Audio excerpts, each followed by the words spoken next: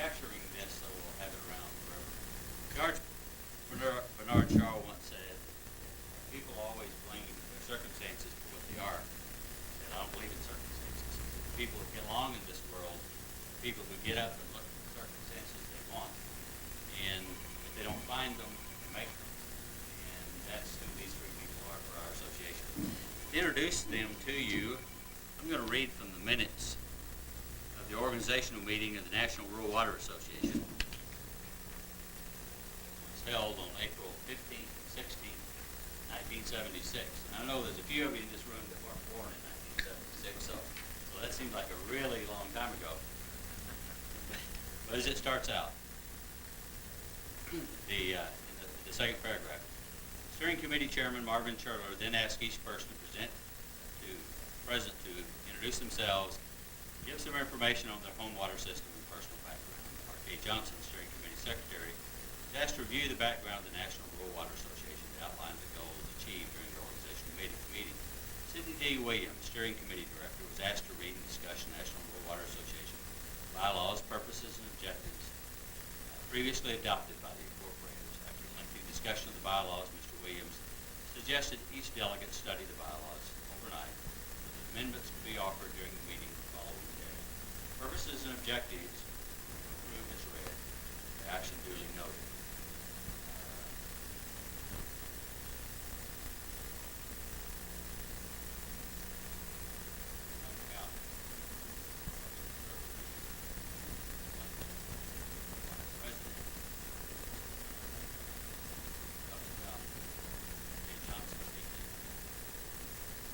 And it talks about that Sidney D. Williams was named as General Counsel for National Rural Water Association.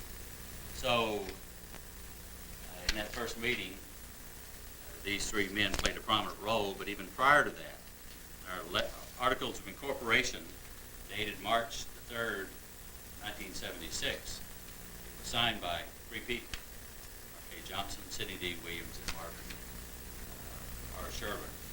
And so these are three guys that were instrumental in the formation of our association, and needless to say, it wouldn't be formed without their having taken the actions that they had. And so it's a pleasure for them to be here. And we're just going to let them talk a little bit about some of the early times of the association. Let you ask questions of them if you'd like to. As we finish, Michael is going to take them to a different location and ask them some more questions from the early members of the association. So, Marvin Scherler, the first president of the National Rural Water Association, first secretary of the association, and also my dad, who I love a lot and think the world of, and so it's my mom. So and Sidney Williams, who did put together our Articles of Incorporation and bylaws for National Rural Water Association. Also, all of those guys were big players in the Oklahoma Water Association. Dad, I'm going to let you just start and just talk about National Rural Water and talk about some of these guys, what you might remember about them. May I talk about these two guys? Well, if you'd like to. You all mind? That's okay with me. I learned a long time ago when you speak, stand up, because sometimes you have to make sudden exits.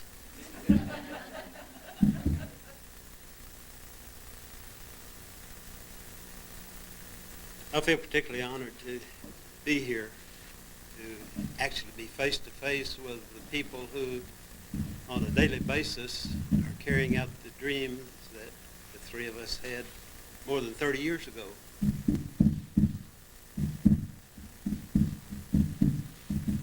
I remember Sid Williams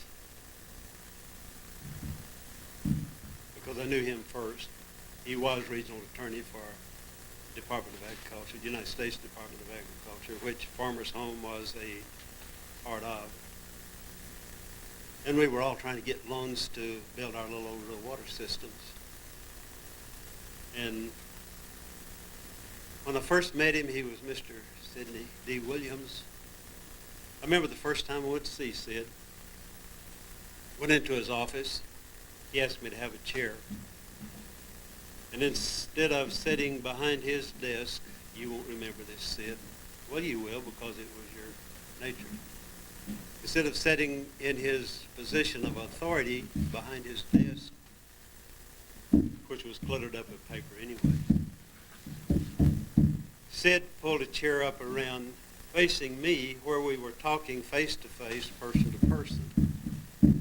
And I'll never forget that, Sid. As a matter of fact, as the years wore on, I kind of tried to practice that myself because it does put people at ease. But on that very visit, Sid was no longer Mr. Williams, he was Sid, which he has remained ever since. We have traveled some long old snaky roads together,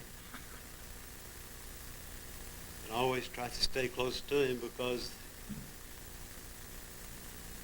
I guess the best way, I hate to say this in the presence of your children, Sid, but the man's brilliant and always has been.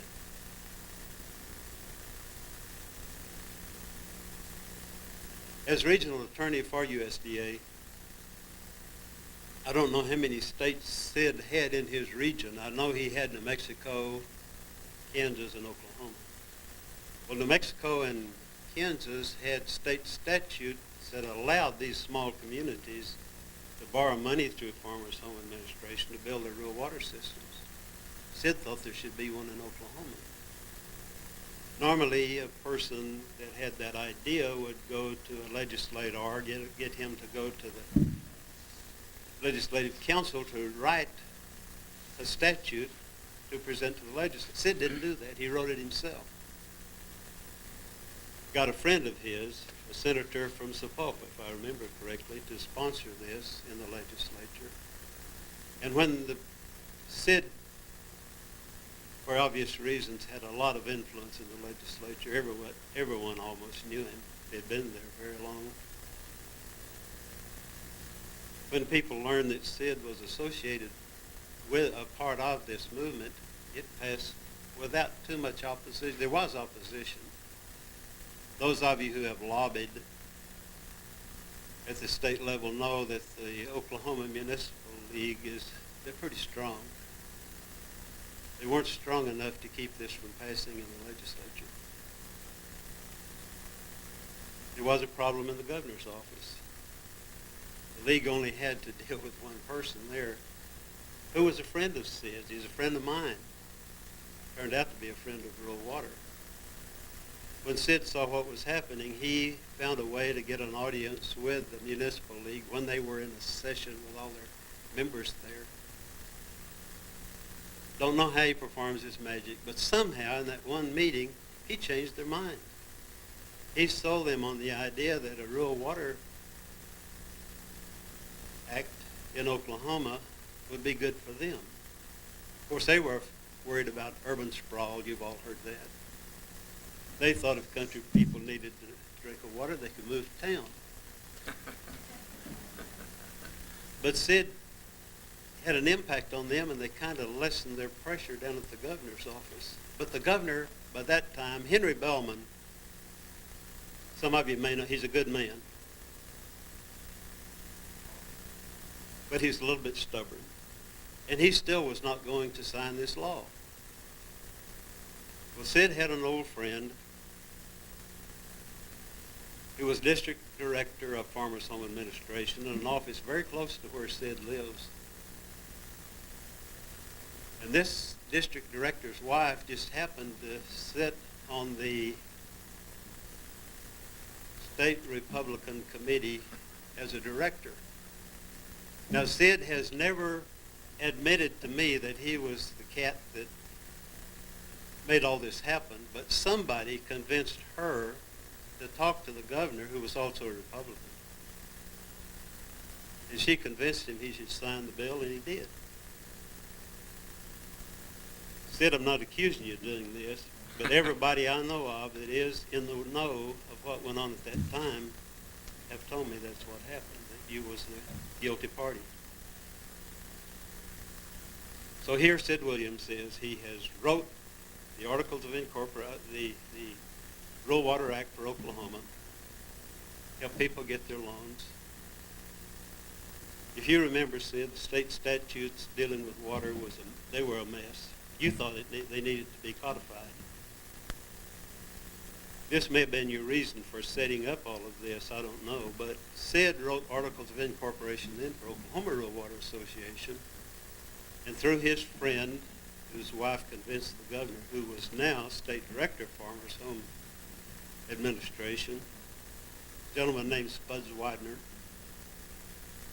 Spuds directed his county supervisors of Farmers Home to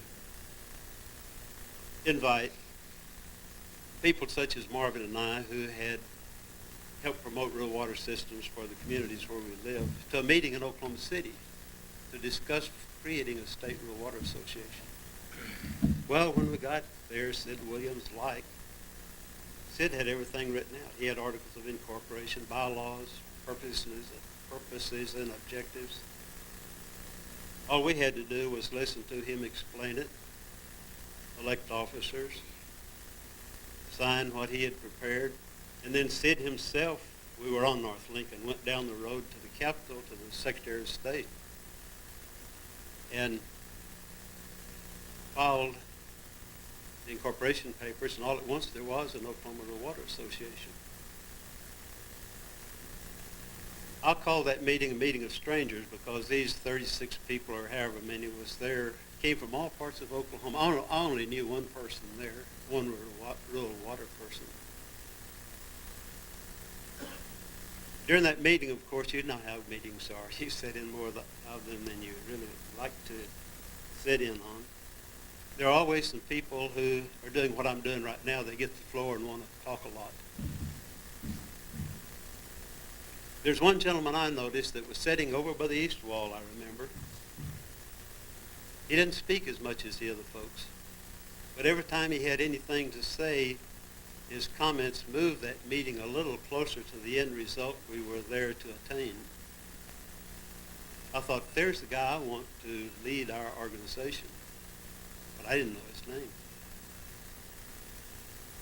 Apparently several people had made this determination. And someone knew his name, and they nominated him for the office of president. And his name happened to be Marvin Shirler. I'd heard of Marvin because he's been active in the rural electrification forever. A guy my age that grew up on a farm that didn't have electricity was pretty excited when Cotton Electric Co-op on that line by our house. And I imagine Marvin experienced the same, but he served on that board forever. So I'd heard the name, I just didn't know the person. In a weaker moment, those people in that meeting elected me as secretary. You know, they wanted to get out of there. It was about lunchtime. So I had occasion to work directly with Marvin for quite a while. And he turned out to be a dynamic leader. So many good things started happening in Oklahoma. We got Sid's water laws codified, about the first thing. So many things started happening that rural water people from other states started wanting to know, how can we do that in our state? At the time, there was no more than a half dozen other state rural water associations in the country. Texas had one, Kansas had one, South Dakota had one, North Dakota had one. Did I say Missouri? Indiana. Tennessee had an association of utility districts which included water, and Ohio had a rural water association. Marvin decided in 1972 that there should be a national rural water association, and asked me if I would be interested in working with him to create one. Well, when Marvin speaks, I just try to do whatever he tells me. We had a couple of problems. In the first place, we weren't acquainted with rural water people across the nation. The second place, that's a pretty expensive endeavor. And the only money we had available to spend was what we was willing to spend, take out of our pockets. Marvin's wheat was worth a little more then. Don't know if Marvin's a wheat farmer. Well, was a wheat farmer. Now he's a cattleman because wheat's not worth taking to market. But his pockets were a little deeper at that time. While I spent dimes, Marvin spent dollars. I kind of kept track one time of kind of what I had invested in this, which was a few $1,000s.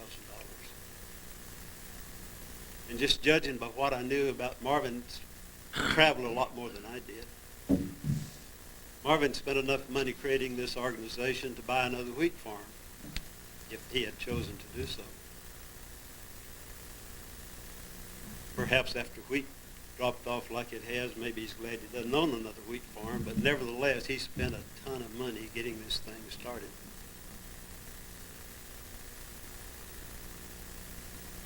Then, this took about 4 years to contact the people throughout the nation that we felt we needed to contact.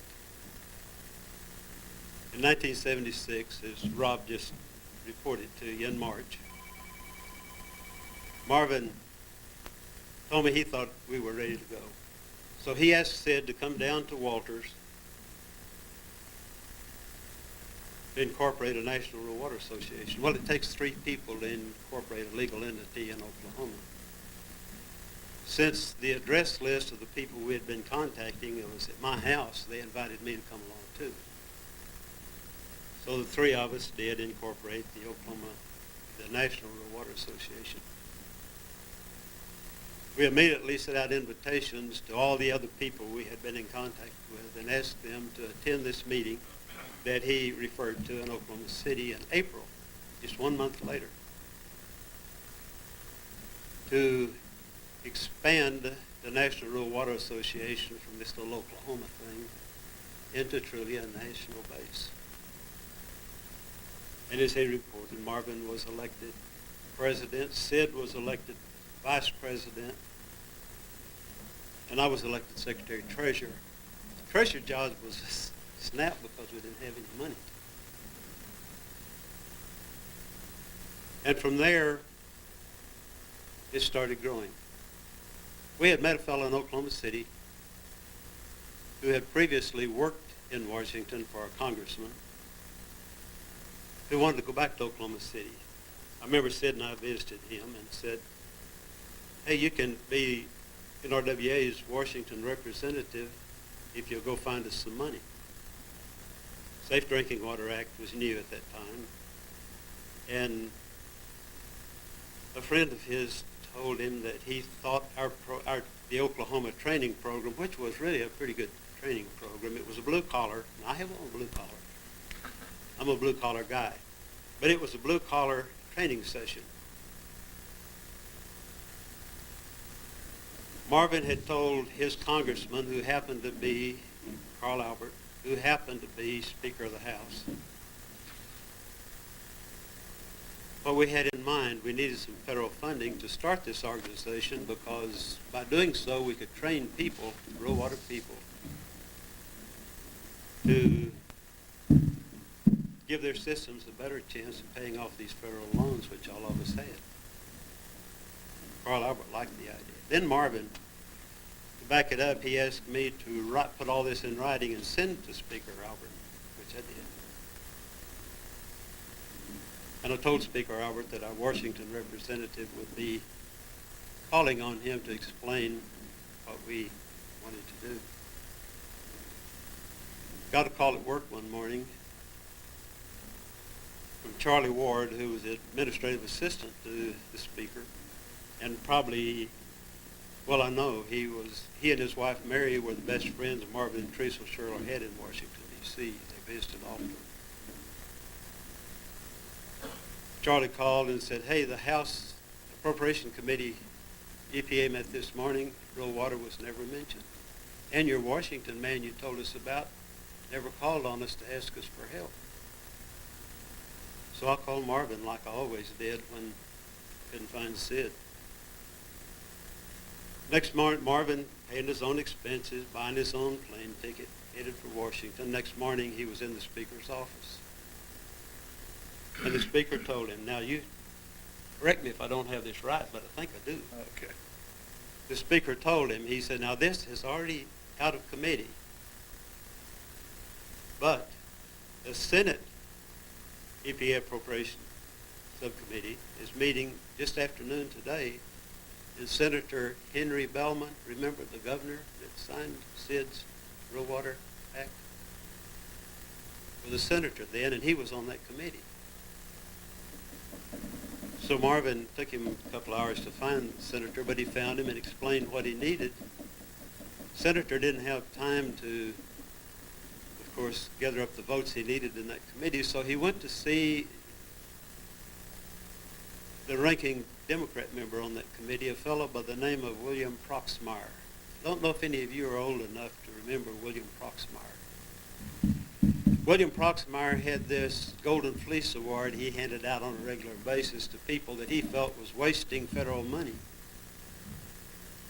Anytime Senator Proxmire was willing to spend money, everybody just assumed that it was a sound, logical investment. Well, Senator Bellman got Senator Proxmire to support him in the committee meeting, and $800,000 was appropriated for National Rural Water Association to get started. The problem is we only had about 8 states at that time, and this appropriation was for 12 states, which meant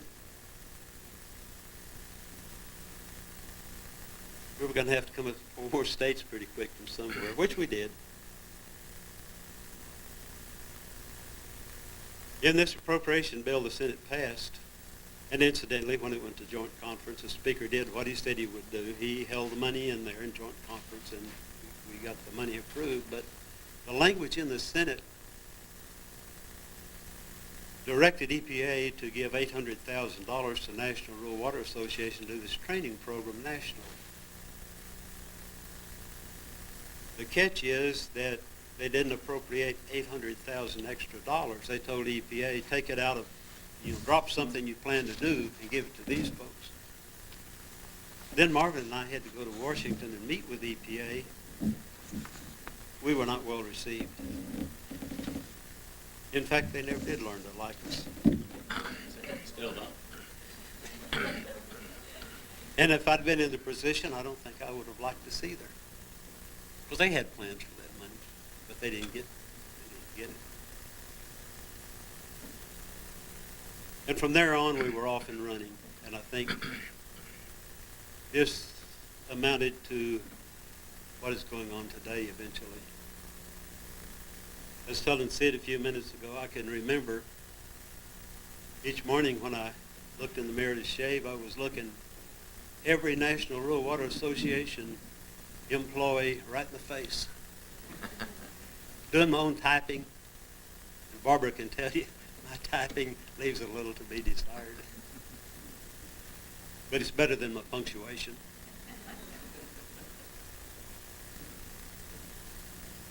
I'm particularly honored to be here today. We'll certainly try to field any questions anyone have, but I just want to remind you of something. Anyone can go out in the area and build the most elegant cathedral to be found. And when it's finished, and the painter is putting the final touches on the spire on the top of the steeple, television cameras will be there, trained on it. Nobody is there when the guys are digging the foundations, doing the grungy work. And I'm here to tell you that you're looking at the 2 guys right here, shovel in hand, built the foundation for this organization that I think has done pretty well. And I'm awful proud of them, and I know you are too.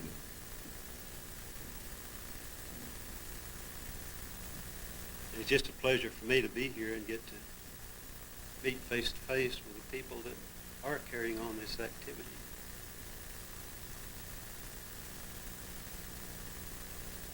Through these years, 30 years ago, or a little over 30 years ago, I didn't know either of these gentlemen. Since that time, they have become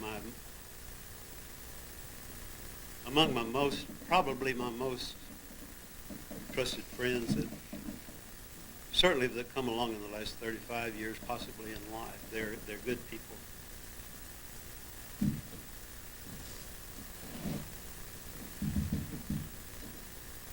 And I want to leave you with a thought. I'm a big fan of Proverbs. You know, a lot of wisdom in Proverbs. Whether it be the book of Proverbs in your Bible, so much wisdom there. Or the Proverbs that we pass around in our everyday life. There's an old Chinese proverb which goes, if you drink the water, remember who dug the well. My friends, you're looking at the people that dug the well. I happen to live on a rural water system, and I know some of you do. Well, it sure gets dry in here, doesn't it? That's an indication generally you're talking too much.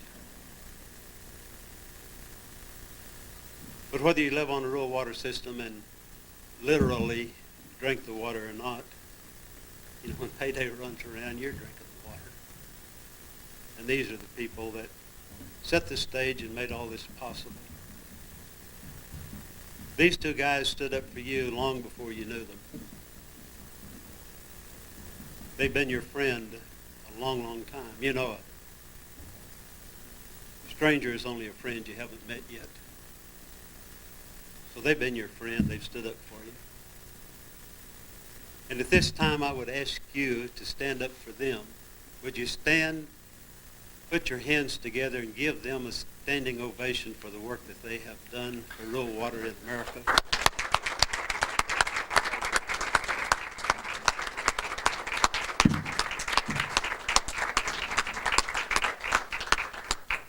Thank you very much, and I wish you Godspeed.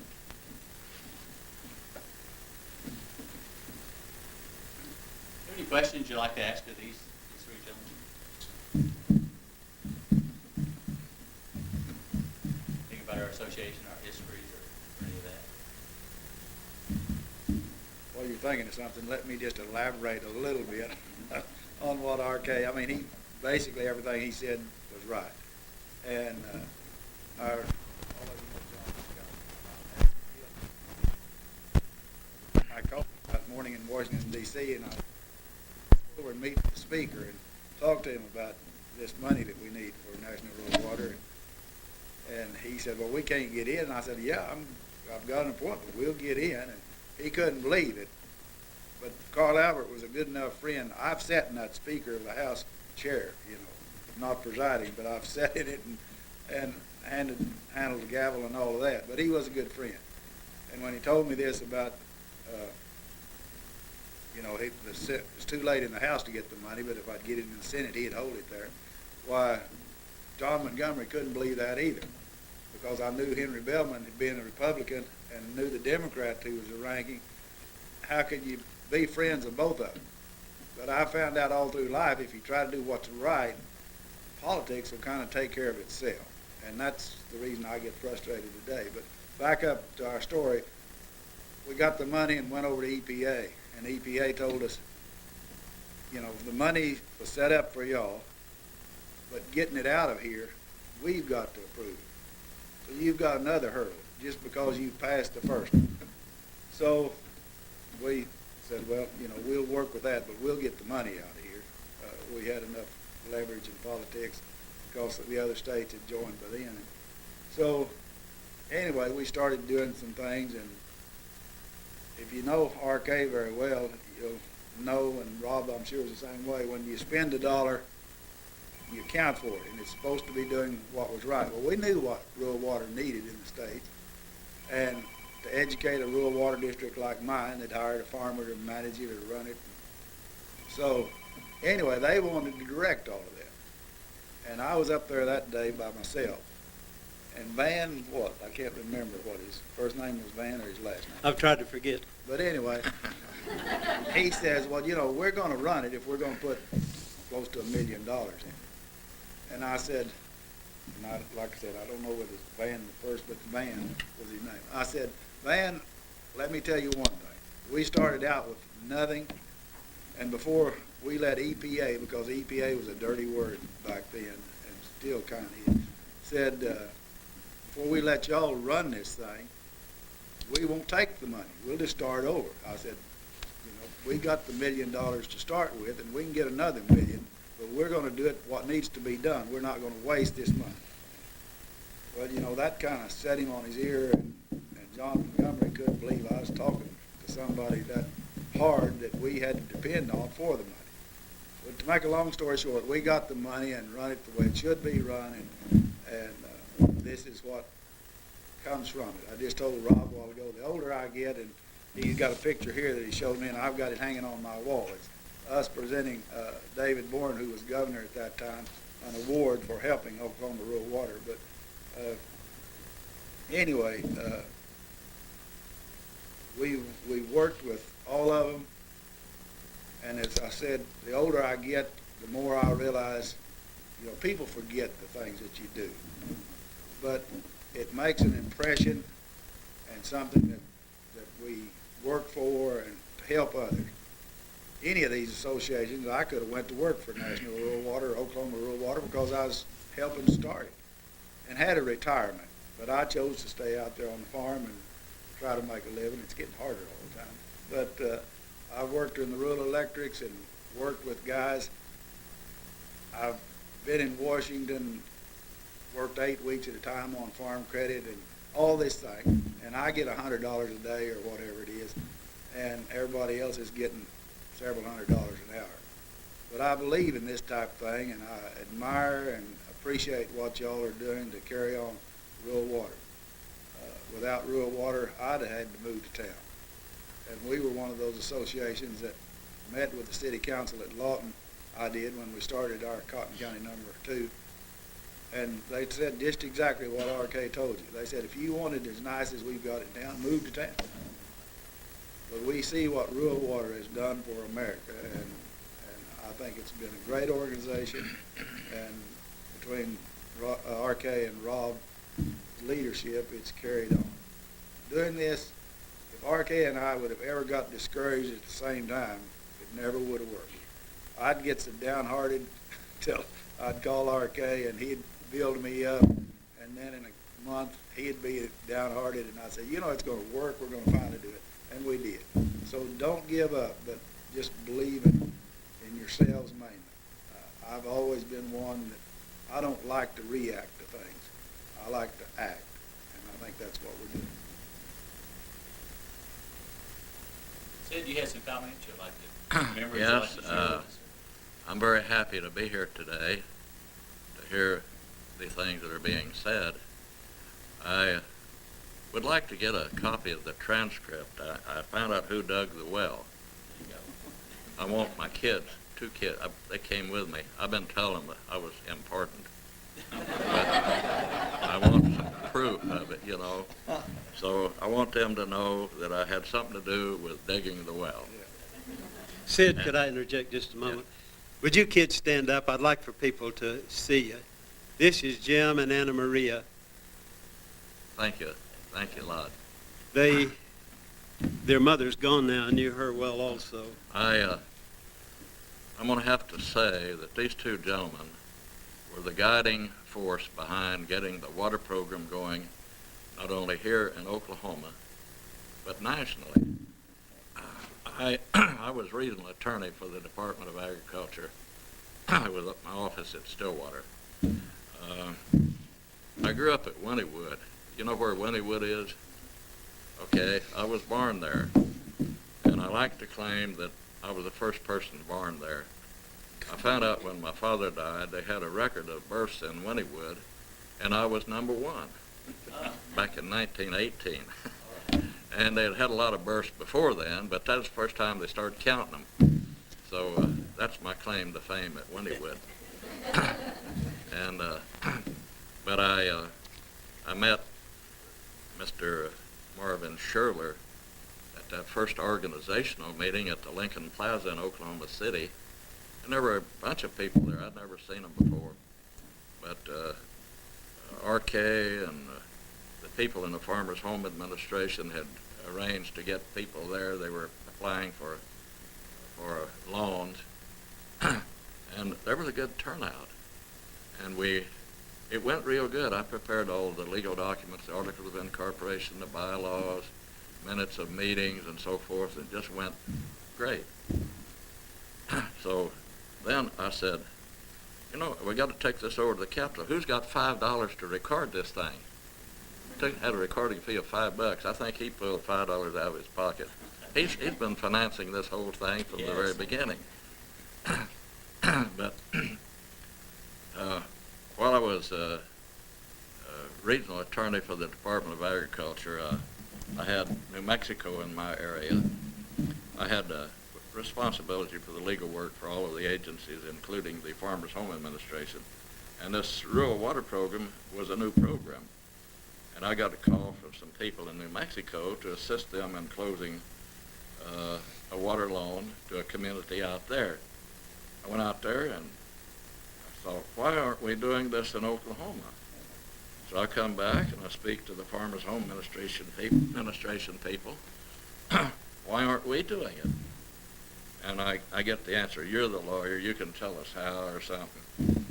So I then start checking into it. Why don't we do something like this? There must be communities in Oklahoma, maybe Wynnewood, Oklahoma, my old hometown. I love Oklahoma and I love the people here, and so I suggested that we, I looked into it. The loans have to be made to a nonprofit organization. None of you can profit from it. It's not like a stock where you earn dividends.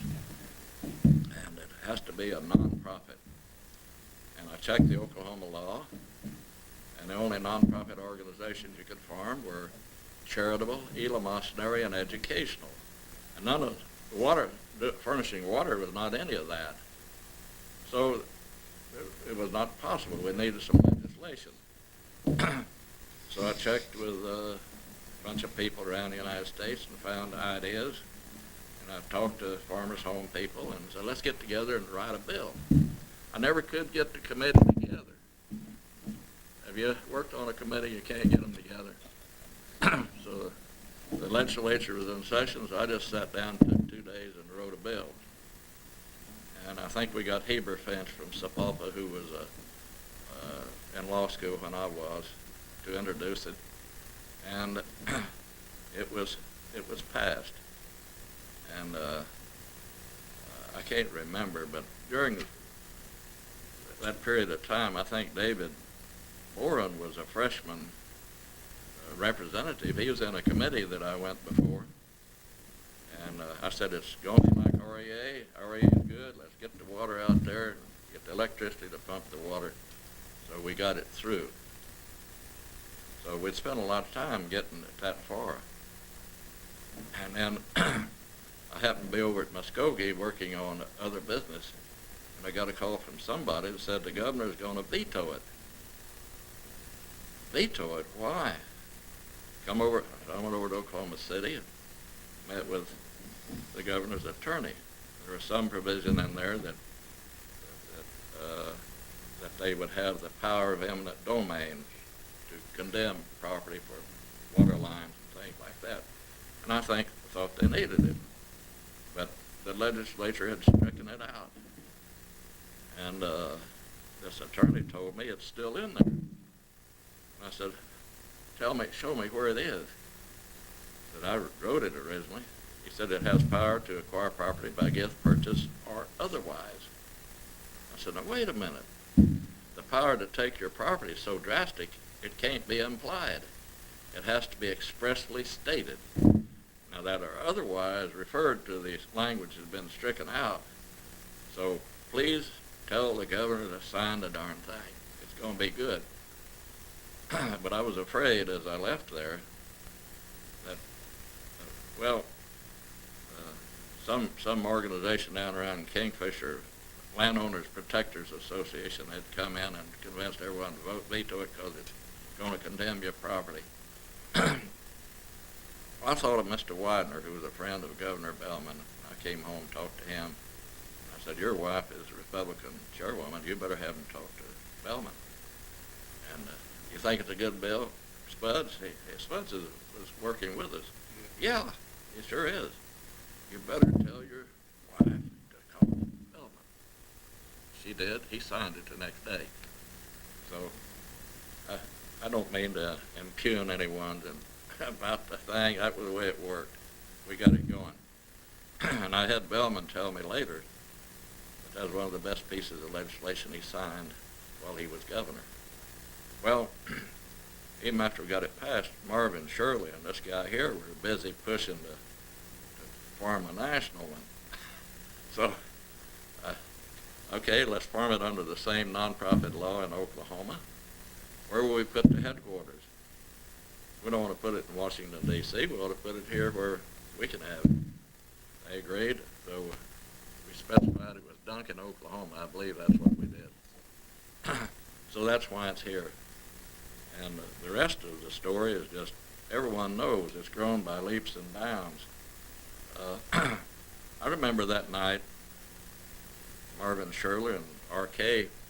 got these people to show up all over the United States. I don't know how, there's 40, 50 people there. And we met at the hotel next to the airport. And we had a meeting, and they elected officers, and I don't know what else we did. We did whatever the record shows. But we were there from about 6 o'clock to midnight. And everyone went to bed, and then they got on their planes and flew off. But since then, it caught fire like a prairie fire, I think. And I'm amazed. I'm real proud of the fact that I had something to do with it to start with.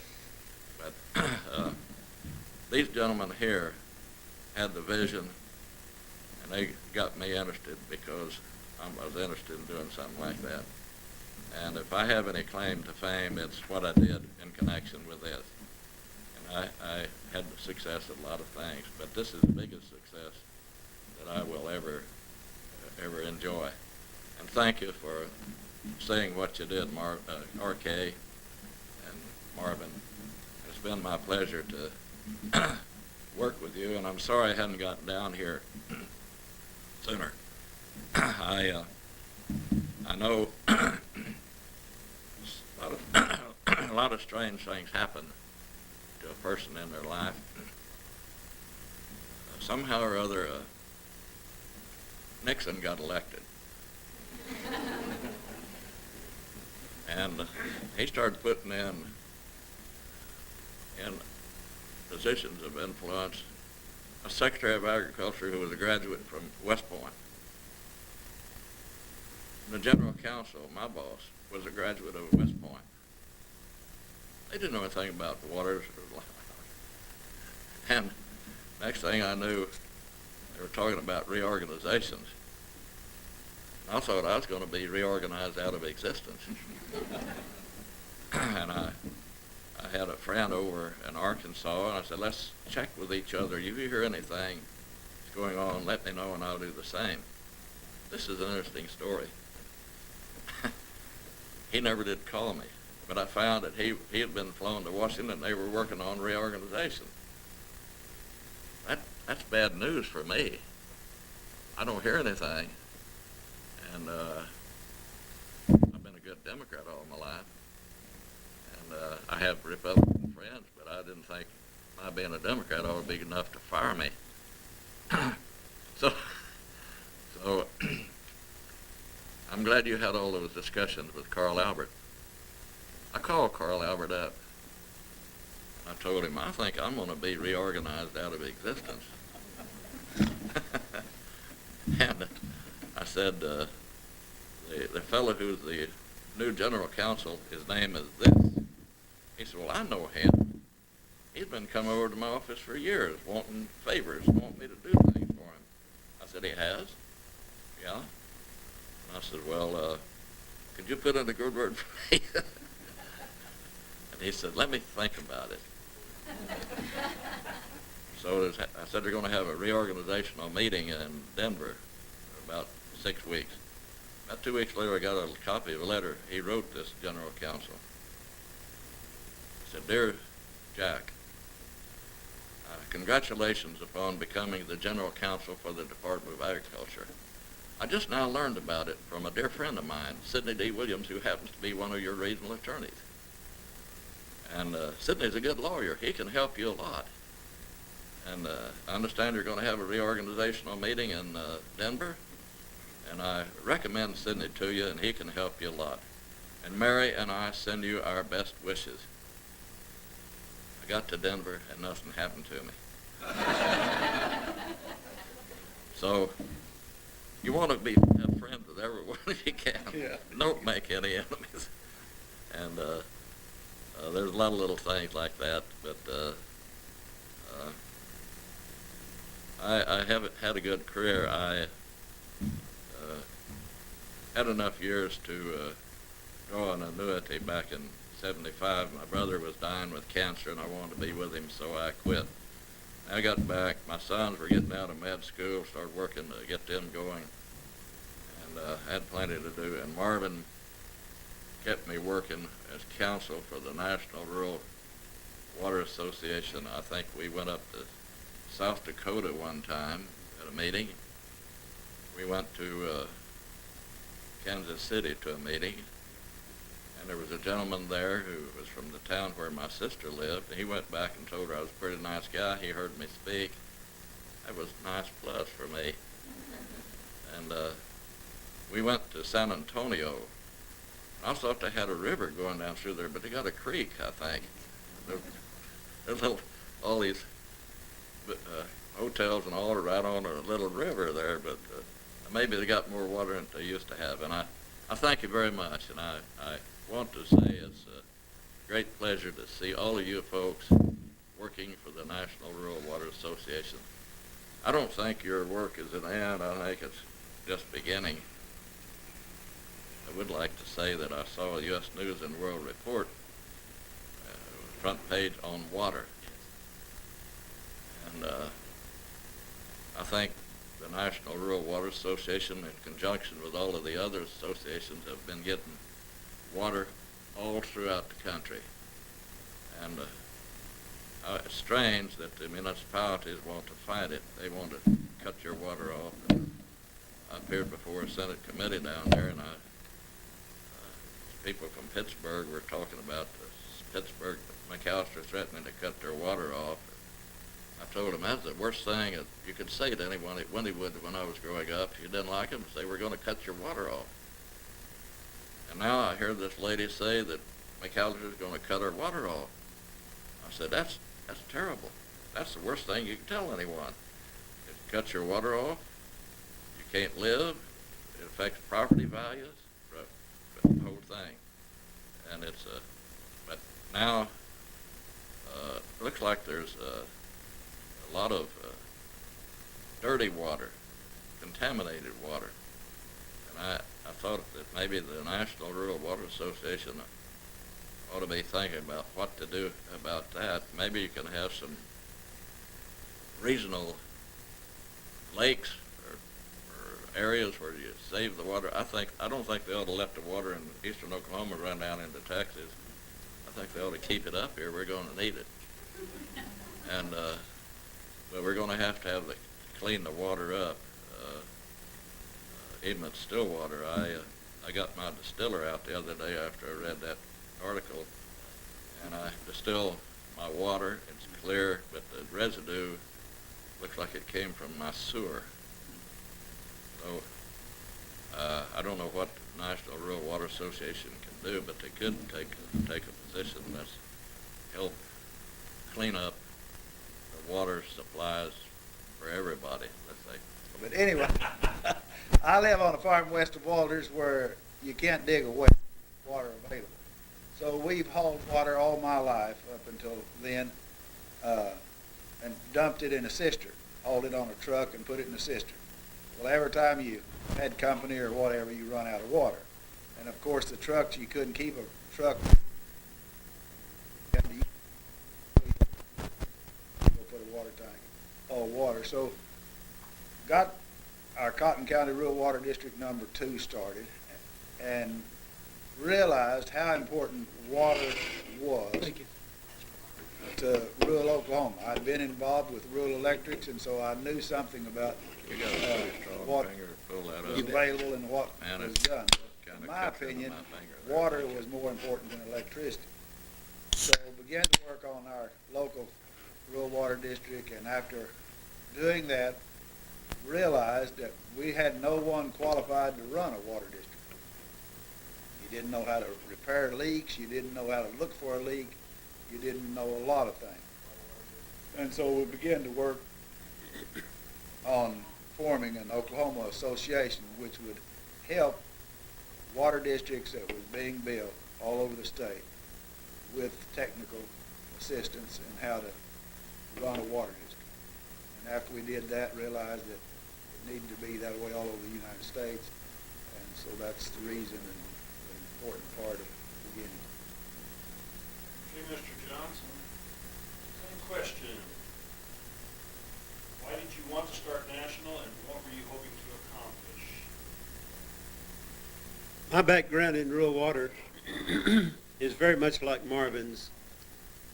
I lived in an area adjacent to a crude oil refinery. Hydrocarbons from that refinery had leached down into the water table. I had 2 water wells, and one had gone bad. The other one I was beginning to get an odor, so I got an interest in a water system at my home. Like Marvin, after being elected to the steering committee and the board and all that stuff at home, we got our water system constructed. Then we found out we didn't know all we needed to know to run it. Legal advice was available because we had a district attorney. Engineering advice was available because we had an engineer that designed the system. Water quality information was available because we had our health department, which at that time was the Water Quality Regulatory Agency. But the little nuts and bolts things of a system we didn't know about because we didn't have the experience. We had trouble, and we found out the guy down the road at the next system was having the same problem, but we weren't communicating. So after we formed the Oklahoma Rural Water Association and got people communicating, and we started helping each other solve their problems, then it occurred to us that this was a problem that was universal throughout the nation. If it would benefit us, it would benefit people in other states across the nation. And basically, I think that is what motivated me.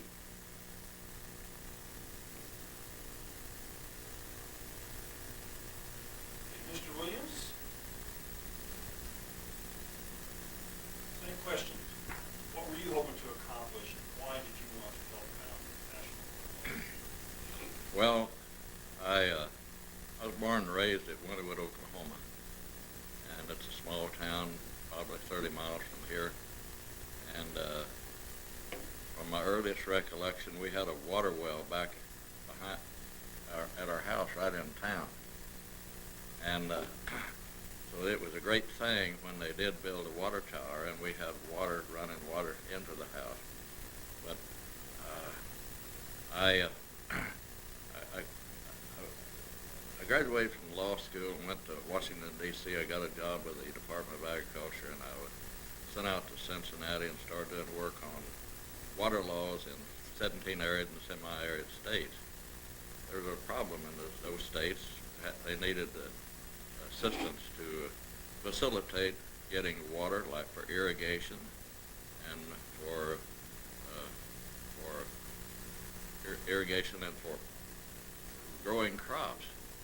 And I got quite a bit of work, background in that, expertise in it. And they took me back to Washington, and I did a lot of work in writing opinions on that kind of stuff. But then I finally got to Stillwater, Oklahoma, and I still had Wynnewood in my mind when I saw this. This will help Oklahoma. It'll help people I know. It'll help the small towns grow. It'll help people get water, like REA's gotten them electricity. And so it should certainly help them with water wells. You don't have to draw it, you pump it out and all of that. But they caught my imagination and my interest, and I decided we're going to really make it grow if we can. Okay, Mr. Williams, we'll just continue with you. What proudest moment? Well, I think the proudest moment that I felt about it was when Marvin and RK got all these people to come to Oklahoma City, and they were joining together with them to form an organization that could have an impact on the economic growth of the United States, which it has had. And I felt real proud then. Now, another proud moment is this moment right now. I'm sitting here after several years being with them to see what has transpired. Thank you. Johnson? That's a tough question for me. There have been so many proud moments. I think perhaps one of the proudest moments was when Marvin, Sid, and I incorporated the National Rural Water Association. We really did not know exactly what type of people we would attract when we expanded the organization into other states, which obviously we had to do.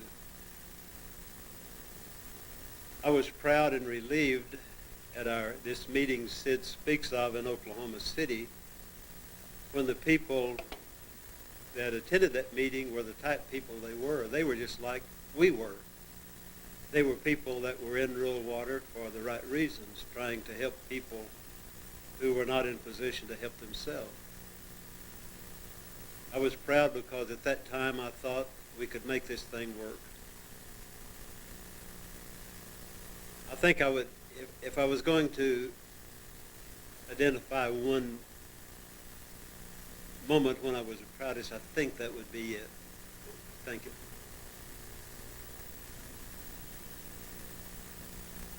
Mr. Schroeder, same question. What was your proudest moment?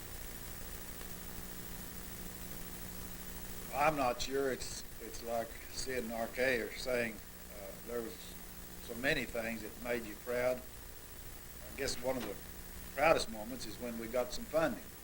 I mean, it's easier to say you're going to do something, and some of us are willing to work for nothing, but everybody can't work for nothing if you're going to accomplish anything. So when we got some money, but I guess what impressed me most is the meeting in Oklahoma City, the first meeting, how you got people to come on their own time and own dollar to come. And then the first 2 or 3 annual meetings that we had, everybody was busy.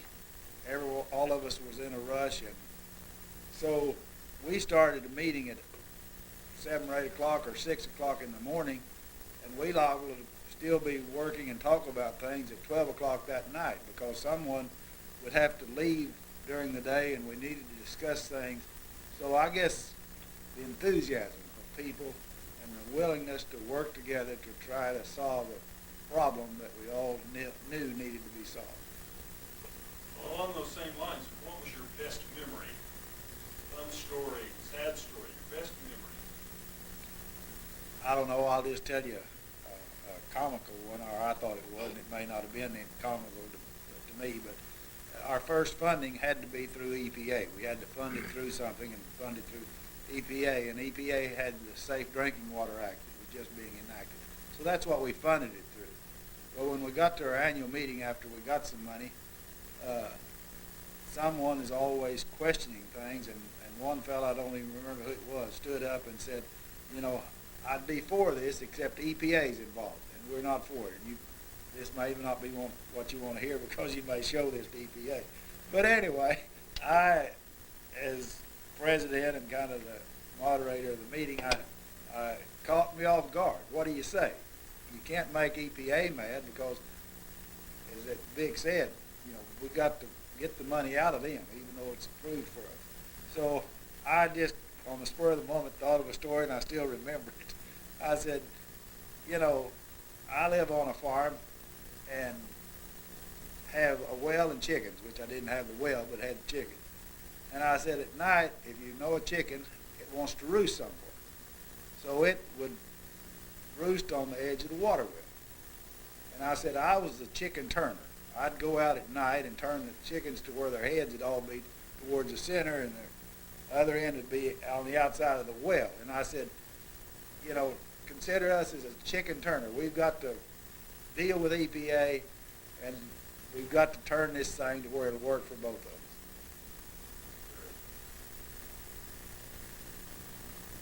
Mr. Johnson, best memory.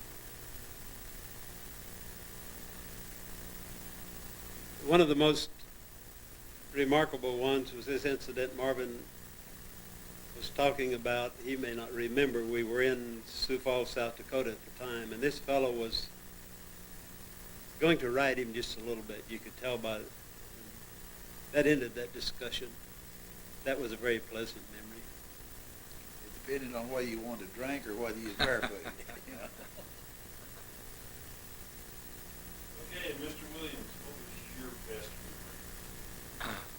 I think my best memory goes back to when I heard the word that the Governor Bellman had signed this Rural Water Districts Act into law, because we'd spent so much time trying to get it through the legislature, and it's going to be a good thing for the state of Oklahoma and the economy, and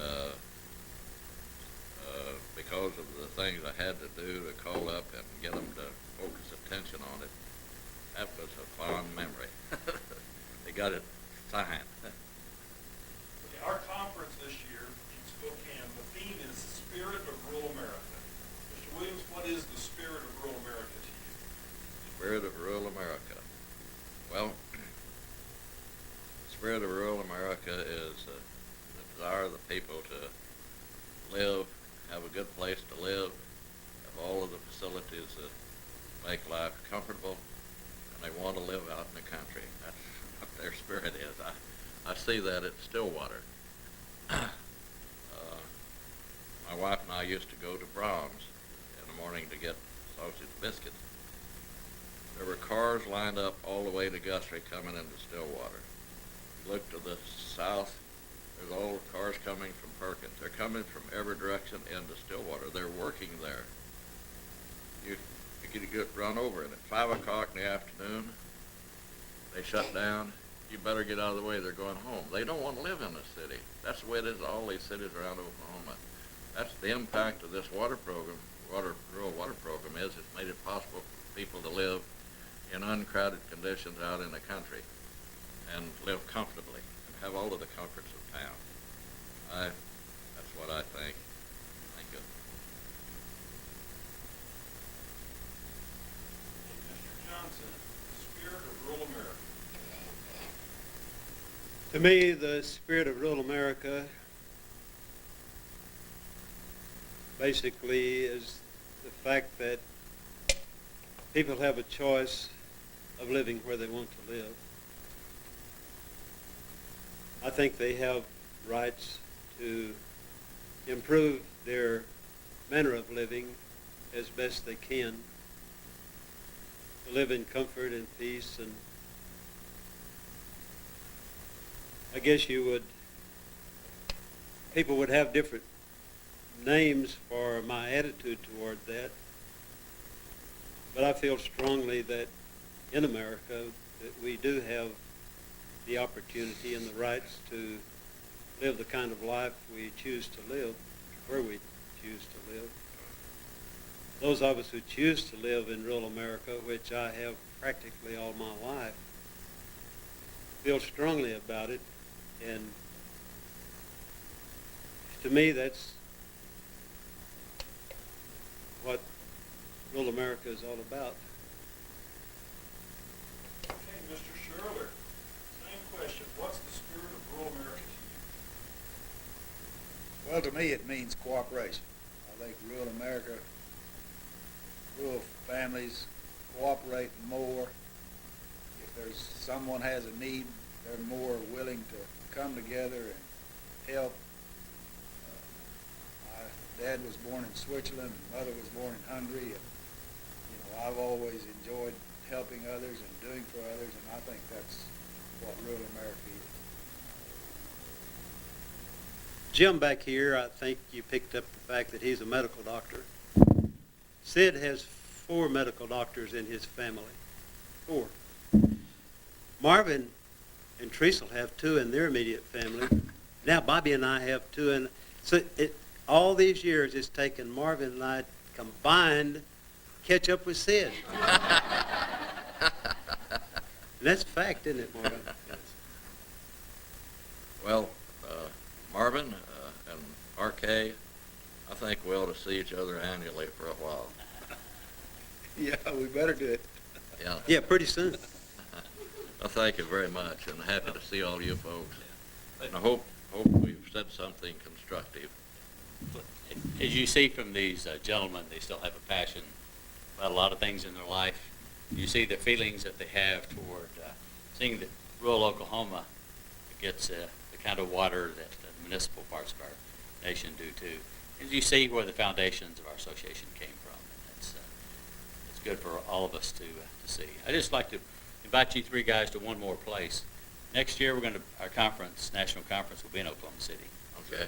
And yes, it will be. I'd like to invite you guys to be there, and we'll do something like this to capture some of your things of, why National Rural Water Association. I think that's always good for us to hear. And I'll share a couple of little stories I heard that reflect back on some of the stuff here. EPA had the 25th anniversary of the Safe Drinking Water Act several years ago. And I showed up, and Vic Kilm is long gone. He's still in the agency but doing something else. But he said, and I sat at the little table with him just because he's a colorful, animated character. He ran the EPA at the time. He says, first thing he says, I remember 2 guys come into my office with cowboy boots and wanted some of my money and walked away with it. he still recall that conversation. And Sam ran into Senator Bellman, Governor Bellman, in an airport or in D.C. Actually, in Congressman McCurdy's office, he was in there, and I was going in to see McCurdy, and just stand there waiting to visit as well, and I had to just myself and the National Rural Water. I never could tell whether he was awake or asleep. Yeah, you're right. He just looked at me and he said, I got you. Yeah. Yes, sir. That's Henry. So he came a long ways from when Sid had to convince him that rural water was a good deal. To when I went to see him in Washington, I knew he was an advocate of rural water, and he was going to do what he could to get us the money. And Jerry England from Minnesota still remembers you fine. He's younger than I am. I can say that. Well, he's about to retire, so. So from small roots, big things happen. And from their passion and what they gave to create National Rural Water Association, you guys probably don't know where we are now, but we're 48 contiguous states. We have an office in Alaska, and Marvin, if you'd go start the Hawaii Rural Water Association. I'll volunteer. Okay, good. We'll probably be there. We do a little, in just out of our internal money, we have a circuit rider in Honduras, or about 3 circuit riders in Honduras, the same kind of concept. They work here in Oklahoma, works down there, found some Spanish-speaking guys off the little water systems that don't send them much money. And last September, the state associations represented 22,147 small towns, rural water districts, rural water cooperatives as members. So what you guys started is spread everywhere, and it's still going. State associations employ somewhere over 500 people in the states now. When you realize something can't be done, before you realize it, you go ahead and do it. Yes. So that's what's happened here. It is. So it's done real well, and you guys created that. We're all indebted because that's our profession that many of us have worked at for a long time. Let me remind them of philosophy. Marvin, how many times have I heard you say this? And he's practiced it in his life. It's the reason he owns so much acreage over there. He said, when in doubt, Fix it. what do you do? This thing.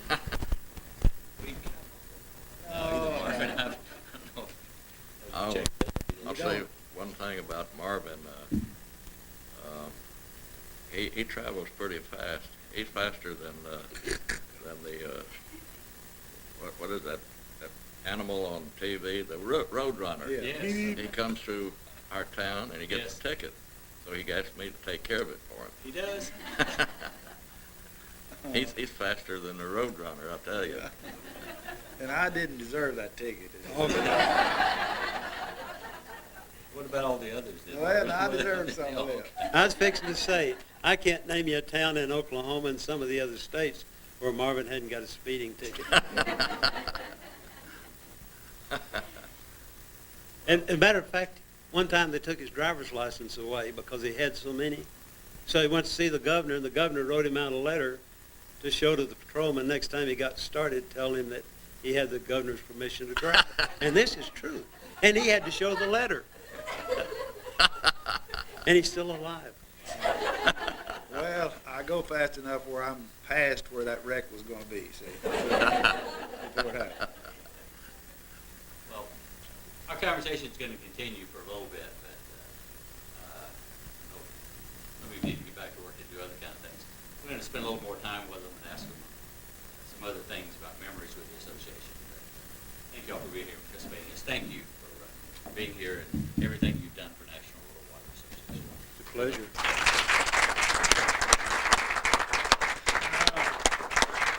Appreciate you young people listening to three old fogies.